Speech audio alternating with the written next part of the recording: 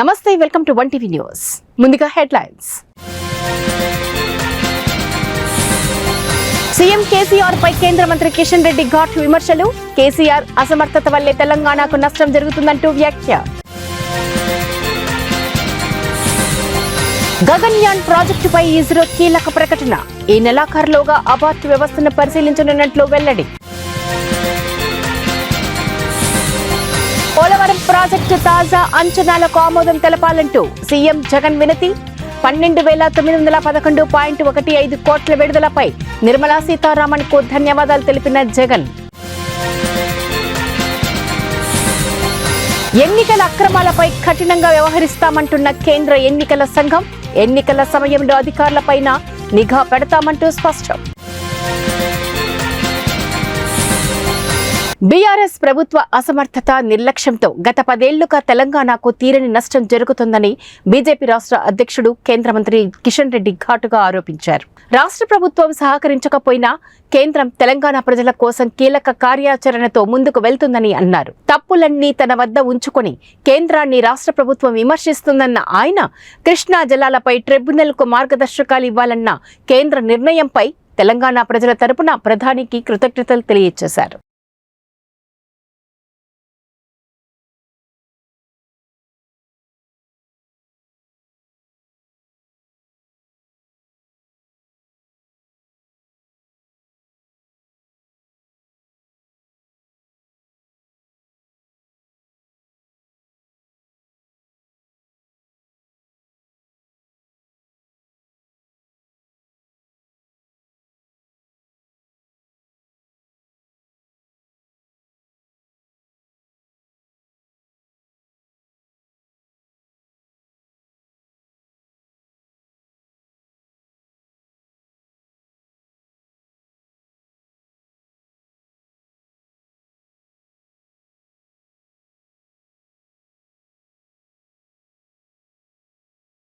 భారత అంతరిక్ష పరిశోధన సంస్థ ప్రతిష్టాత్మకంగా చేపట్టనున్న తొలి మానవ సహిత అంతరిక్ష యాత్ర గగన్యాన్కు సన్నాహాలు జోరుగా సాగుతున్నాయి. ఇందులో భాగంగా యాత్ర మధ్యలో అవసరమైతే వ్యోమగాములు సురక్షితంగా తప్పించుకునేందుకు వీలుగా పొందుపరచనున్న అబార్ట్ వ్యవస్థను నెలాఖరులో మొదటిసారి పరీక్షించనుంది ఇస్రో. అందుకు అవసరమైన వాహక వ్యవస్థలన్నీ ఇప్పటికే శ్రీహరికోటకు చేరుకున్నాయని, వాటి కూర్పు ప్రక్రియ కొనసాగుతుందని Vikram Sarabhai space centre director S. Unnikrishnan Nair తెలియజేశారు.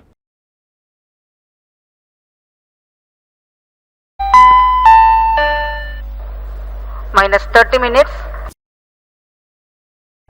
3, 2, 1.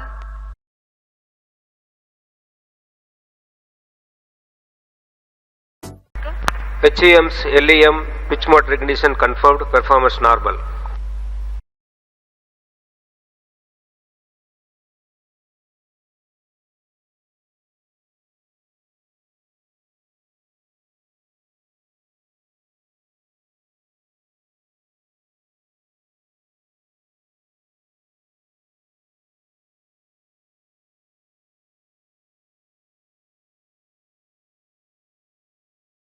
Main parachute deployed.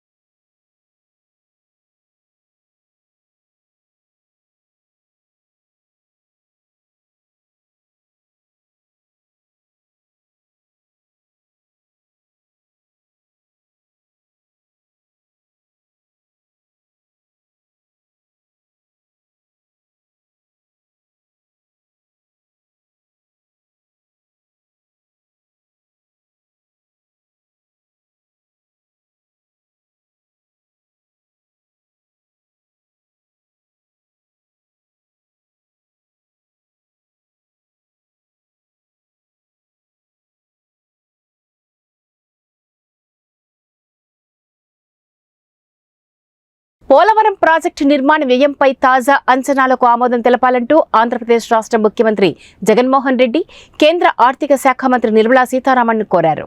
2017-18 ధరల ప్రకారం 55,548.87 కోట్ల రూపాయలకు సాంకేతిక సలహా మండలి ఇప్పటికే ఆమోదం తెలిపినందున దానిని కేంద్ర ప్రభుత్వం ఆమోదించాలని ఆయన విజ్ఞప్తి చేశారు. పోలవరం ప్రాజెక్టు పనులు వేగంగా ముందుకు తీసుకువెళ్లేందుకు అడహక్కుగా 12,911.15 కోట్ల రూపాయల విడుదలకు ఆమోదం తెలిపినందుకు సంతోషంగా ఉందని, అయితే దాన్ని పునఃపరిశీలించి తాజా అంచనాలు రూపొందించామని కేంద్ర మంత్రికి ఆయన వివరించారు.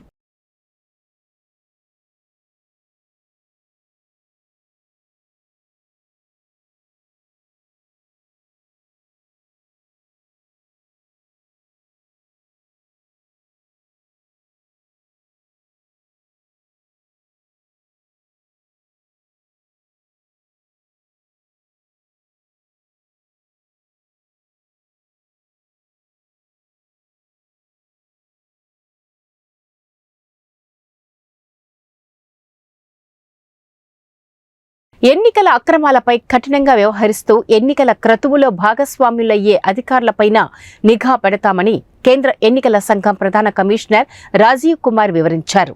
అసెంబ్లీ ఎన్నికల నేపథ్యంలో రాష్ట్రంలో 3 రోజుల పాటు ఎన్నికల సంఘం ఉన్నతాధికారులు పర్యటన నేపథ్యంలో ఆయన మాట్లాడుతూ త్వరలో ఎన్నికలు జరిగే అన్ని రాష్ట్రాల్లోనూ ఇలాంటి వ్యవస్థలే ఉంటాయని అన్నారు. ఓటేసేందుకు డబ్బులను డిమాండ్ చేసే వారిపైన కేసులు పెడతామన్నారు. తెలంగాణలో ఓటర్ల విషయంలో మహిళా సాధికారత స్పష్టంగా కనిపిస్తుందని, వారు పురుష ఓటర్లతో దాదాపు సమానంగా ఉన్నారని వెల్లడించారు. And what is our response to their request made to us, suggestions made to us. Thereafter, Commission had meetings with the enforcement agencies, the central and state. I'll give you a detail of whom all we met and what did we tell them. Yesterday, whole day we met the SPs, DMs, Commissioners of Police and all other enforcement state level, district level agencies, followed by the meeting with the Chief Secretary, DGP and all senior officers of the state today, just before this press conference. I'll give you an overall view of all what transpired and what and how we are going to conduct it and address those issues. So coming to the political parties, we met the representatives of AAP, BSP, CPIM, BJP, Indian National Congress, AIMIM, Telugu Party and Bharat Rashtra Party. So what did they tell us? In summary, they told us that elections should be inducement free in Telangana. This was the first demand. They requested that money power, liquor, freebies distribution in the state should be curbed. Some said that voter ID cards should be linked with Aadhaar. Timely distribution of voter information slips. Family members should be allotted to the extent possible the same polling station. ASD list and voter list should be provided to the parties. The expenditure limit of the candidate should be enhanced. One party mentioned that. Non-partisan action against any complaint irrespective of political party. Basically level playing field. Parties welcomed DCI's initiative of home voting for elderlies and PWDs. They requested for enhancing electoral participation in urban areas, also ensuring purity of electoral rolls. Deployment of CAPF on critical locations, deployment of micro observers in the polling stations, especially in urban areas. Stop impersonation on poll day. Do webcasting of polling stations. Vigil over hate speech and social media. Uniform rate list for items across the state for including in the expenditure. So this is what is the overall suggestions given to us. I'll respond to them as and when, either with this topic or in the end. So friends, coming to the overview of electors in the state of Telangana. As you know, there are 119 constituencies, of which 88 are general, 12 are STs and 19 are SCs. The total electors as per the roll published yesterday, and it is published in all the 5 poll-going states together on 4th of October.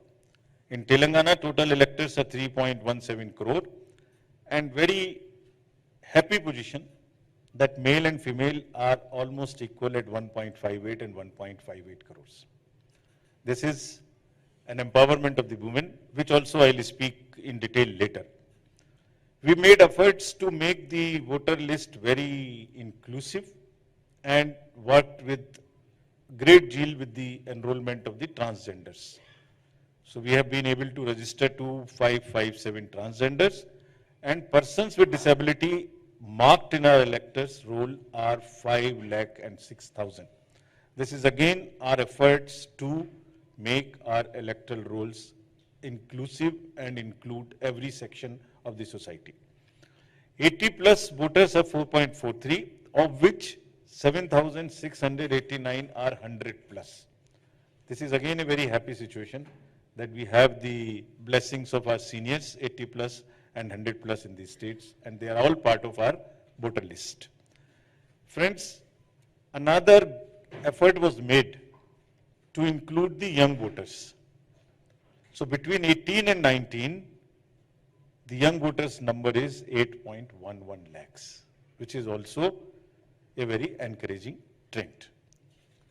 Now, coming to the transparency and equal opportunity measures which were taken while preparing the electoral rolls.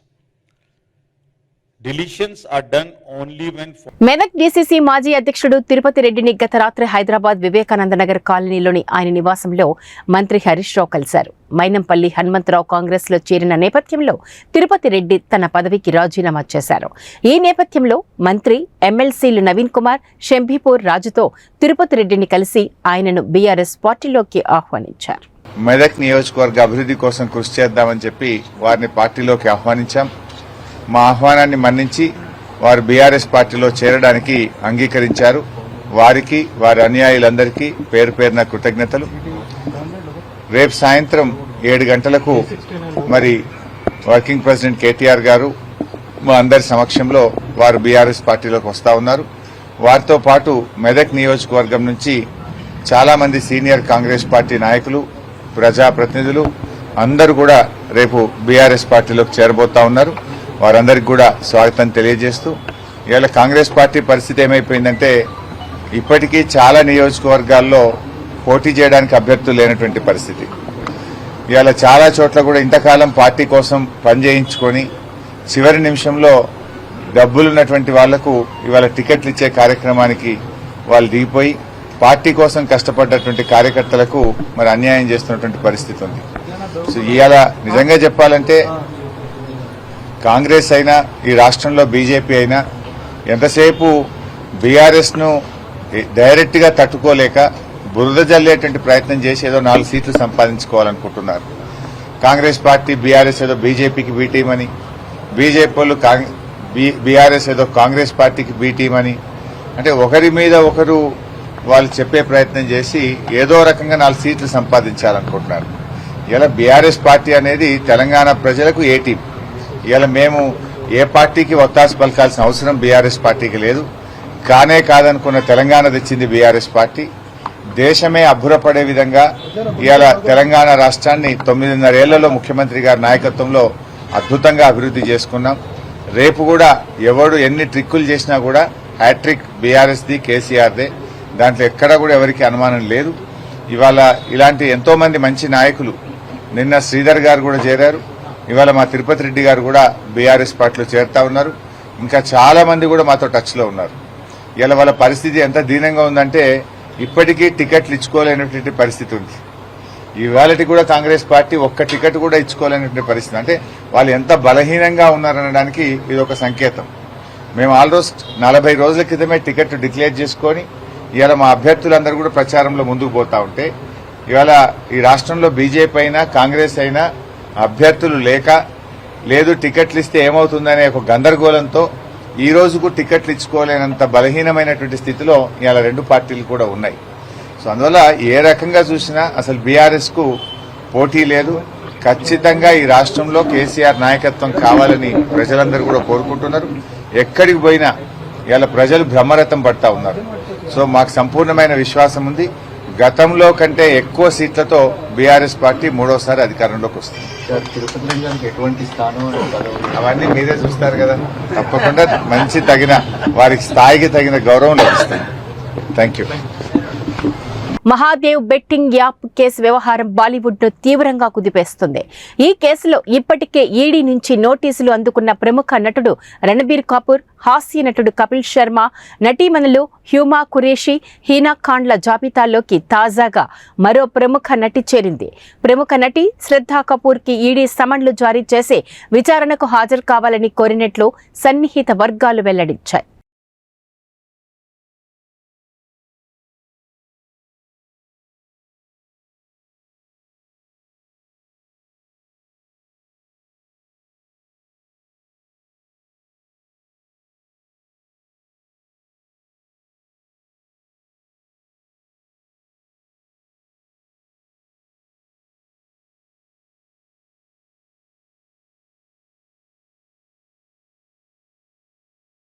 భారతీయ సంస్కృతి సంప్రదాయాల పట్ల ఆకర్షితులైన రష్యాకు చెందిన ముగ్గురు జంటలు ఉత్తరాఖండ్ హరిద్వార్లోని అఖండ్ పరమానంద్ ఆశ్రమంలో హిందూ సంప్రదాయాల ప్రకారం వివాహం చేసుకున్నారు. ఆధ్యాత్మిక యాత్రలో భాగంగా హరిద్వార్ చేరుకున్న వీరికి భారత సంస్కృతి సంప్రదాయాలు ఎంతో నచ్చాయి. దీంతో ఆ మూడు జంటలు అక్కడే పెళ్లి చేసుకోవాలని నిర్ణయించుకున్నాయి. పెళ్లి తంతు కంటే ముందు ఘనంగా ఊరేగింపు కార్యక్రమం జరిగింది. ఈ పెళ్లిలో వధూవరులు భారతీయ సంప్రదాయ వస్త్రధారణలో కనిపించారు.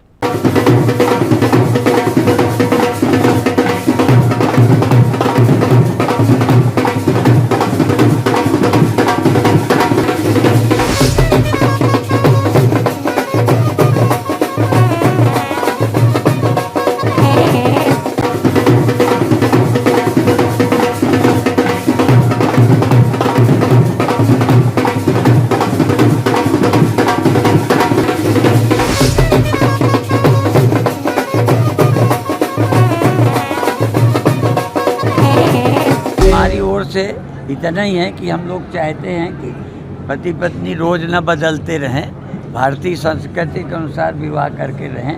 तो इनको उससे प्रेरणा मिली है, तो पहले भी किया है, अब और बढ़ गए लोग, तो वही चाह रहे हैं। और कौन सा काम कठिन जगमाई जो न होता, जो भी दिल से चाहा जाए सब पूरा होता है। तो ये लोग बड़ी श्रद्धा रख रहे हैं और भारतीय ढंग से शादी कर रहे हैं। यहाँ हर साल ध्यान से दिखने आते हैं, अध्यात्म के प्रवचन सुनते हैं और भारतीय परंपराओं पर प्रेम करते, विश्वास आपस में छोड़ते हैं, परिवार बिखरते हैं। वहाँ कोई परिवार है नहीं, हमारे यहाँ परिवार है, जल्दी बिछुड़ता नहीं है, तो वो उनको भी ज़रूरत है इस बात की। और इन्होंने संकल्प लिया है, इनको बताया है कि हमारे यहाँ शादी का मतलब फिर छोड़ना नहीं होता, हम अंतिम सांस तक ही नहीं 7 जन्म तक साथ रहने का संकल्प लेते हैं। और ये सब उन्होंने सोच विचार करके ये संकल्प लिया और उन्होंने शादी करने को स्वीकार किया। और आज ज़रूरत है, हम भारतीय पाश्चात्य कल्चर को अपना करके हम अकेला रहना पसंद करते हैं, हम माँ बाप से दूर जाना पसंद करते हैं। इन्हें दूर रहने का कष्ट पता है, ये दूर रहकर देख चुके हैं, तो दूर रहने का दुख इन्होंने झेला है। तो इन्होंने कहा अब दूर नहीं रहा जाता, अब हमें कोई ऐसी संस्कृति चाहिए जो हमें इकट्ठे रखे, पूरा संयुक्त परिवार रहे। ये संयुक्त परिवार, ये शादियां हम भारतीयों के लिए एक आदर्श है, हम भारतीय युवाओं के लिए एक आदर्श है। हम अपने माँ बाप से दूर चले जाते हैं, ये अब माँ बाप सहित इकट्ठे रहने की कामना करते हैं। भारत में लोग सात जन्म तक साथ में रहते हैं, यानी जो भारतीय तरीके से शादी करेगा वो हमेशा साथ रहेंगे। इसलिए ये ऐसी शादी करना चाहते हैं कि जिंदगी भर साथ रहे, खुश रहे, जैसे भरत श्री ने कहा शिव और భారత్ ఎంతో ప్రతిష్టాత్మకంగా చేపట్టిన Mumbai Ahmedabad high speed rail corridor bullet train project కీలక ఘట్టం పూర్తయింది. ప్రాజెక్టులో భాగంగా 350 మీటర్ల పొడవున్న తొలి మౌంటైన్ టన్నెల్ తవ్వకంను పూర్తి చేసినట్లు national high speed rail corporation limited తెలిపింది. బుల్లెట్ ట్రైన్ ప్రాజెక్టులో మొత్తం 7 సొరంగాలను తవ్వనున్నారు.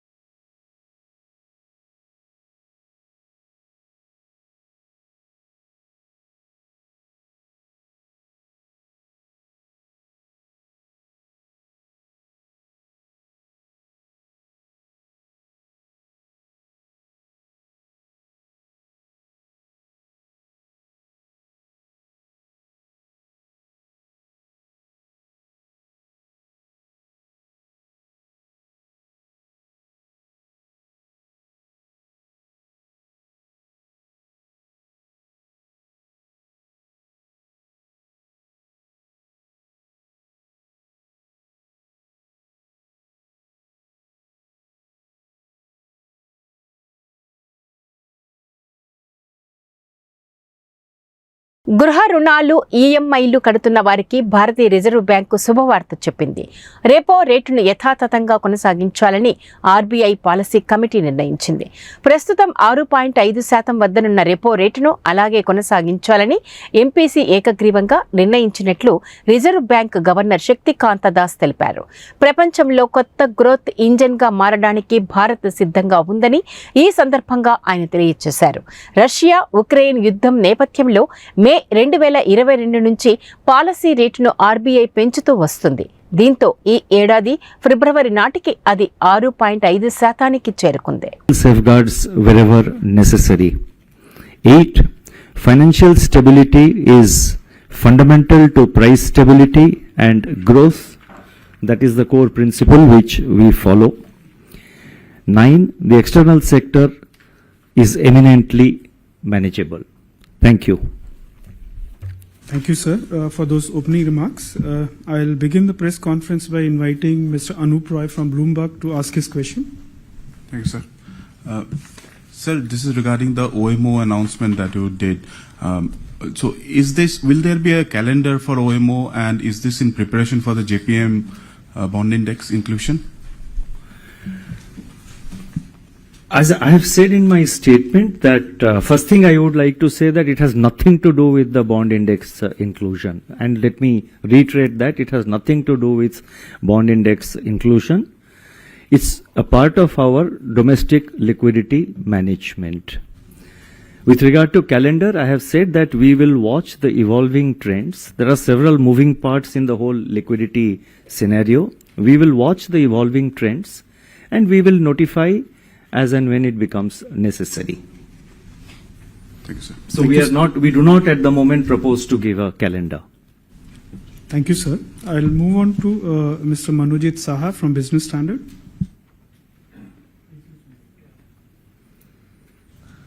Good afternoon, sir.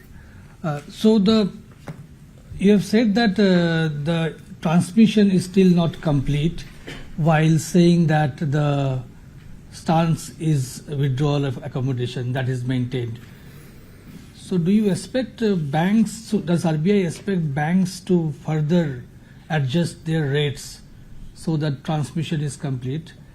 And are you worried that a change to a neutral stance will dilute your resolve, will signal a dilution of your resolve to act on inflation? You see, a change of stance to neutral will be on table when the situation becomes so. At the moment, the monetary policy, the rate hike is still incomplete. I have given the numbers in my statement. We have increased the repo rate by 250 basis points, but it has not fully translated to either the deposit rates or the lending rates of the bank. There is still some distance to be covered. So we would expect that to, align with the increase in the repo rate. And so therefore, at the moment, the stance remains withdrawal of accommodation. But why OMO sales when liquidity is already in deficit? Do you expect the deficit? I mean, you have a figure in mind what kind of deficit you want to? Okay, I would request everyone to just stick to one question. So, you see, liquidity is not in deficit. The liquidity over the last 2 or 3 weeks went into a deficit mode mainly because of advance tax payments and GST payments. So therefore, what was a part of liquidity went as payments for GST and payments of advance tax last month in September. Advance tax was in the middle of September and GST was around 20th of September. So therefore for those 2-3 weeks the liquidity became very tight. But overall if you see, the liquidity is surplus. We have announced withdrawal of 2000 rupee notes, and 2000 rupee notes we have so far got back about 3,43,000 crores and only about 12,000 crores or so are left. And so 3,43,000 crores we have got back, of which of course 87% has come as bank deposits. The rest is, exchange of cash to other denominations across the counter. So there is a substantial amount of therefore liquidity which has built up because of withdrawal of rupees 2,000 notes. Government spending is also now picking up. The taxes came around 15th, 20th of last month. Government spending has picked up and will pick up. So therefore, that will also add a lot of liquidity in the system. And I have also said that in the festival season, the demand for currency will go up. So currency in circulation will go up. So that will sort of drain out some amount of liquidity. But overall, if you look at it, the liquidity liquidity is in surplus. So we have to be very watchful. That's why I have said we have to be active. There will be active liquidity management. We will be very watchful. The whole liquidity matrix has several moving parts. We will remain watchful, and we will undertake whatever operations are required from time to time. OMO sales is one which we thought would be required. So therefore, we have made a mention about it in my statement. Thank you. Thank you, sir. I'll request everyone to stick to one question. Maybe we can come back for a second question. So I'll move on to Ms. Lata Venkatesh from CNBC TV18.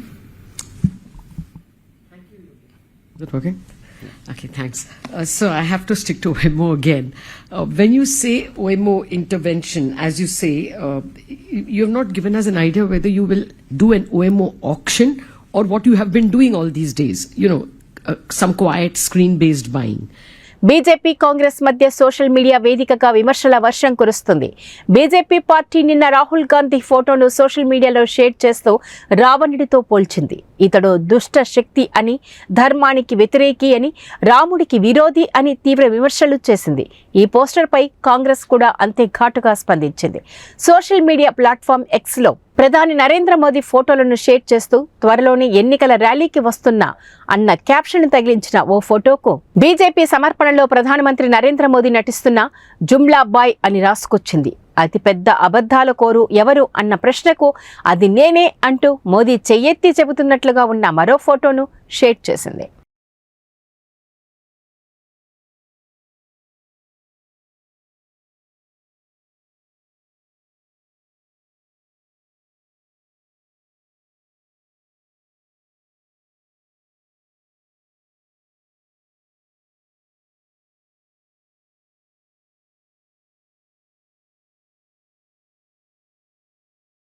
Asia క్రీడల్లో పురుషుల cricket జట్టు అదరగొట్టింది. సెమీస్లో బంగ్లాదేశ్ను 9 వికెట్ల తేడాతో చిత్తుగా ఓడించిన భారత్ ఫైనల్లోకి ప్రవేశించి పతకాన్ని ఖాయం చేసుకుంది. తొలుత బ్యాటింగ్ చేసిన బంగ్లా 20 ఓవర్లలో 9 వికెట్ల నష్టానికి 96 పరుగులు చేసింది. అనంతరం లక్ష్య ఛేదనలో భారత్ కేవలం 1 వికెట్ను మాత్రమే నష్టపోయి 9.2 ఓవర్లలో 97 పరుగులు చేసి విజయం సాధించింది. తిలక్ వర్మ 55 అర్ధశతకం సాధించగా కెప్టెన్ రుతురాజ్ గైక్వాడ్ 40 పరుగులతో విలువైన ఇన్నింగ్స్ ఆడాడు. నేపాల్పై సెంచరీ సాధించిన యశస్వి జైస్వాల్ ఈసారి డకోట్గా పెవిలియన్కు చేరాడు.